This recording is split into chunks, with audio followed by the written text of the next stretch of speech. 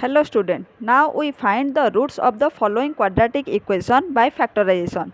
The equation is x square minus 3x minus 10 equal to 0. First identify a, b and c.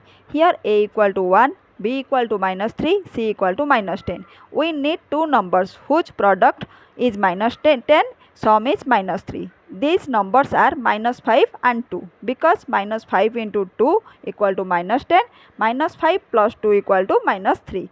Then split the middle term, x square minus 5x plus 2x minus 10 equal to 0.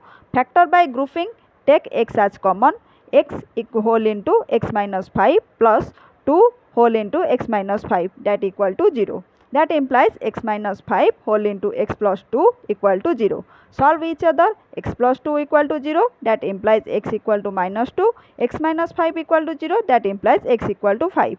So the roots are x equal to minus 2 and x equal to 5.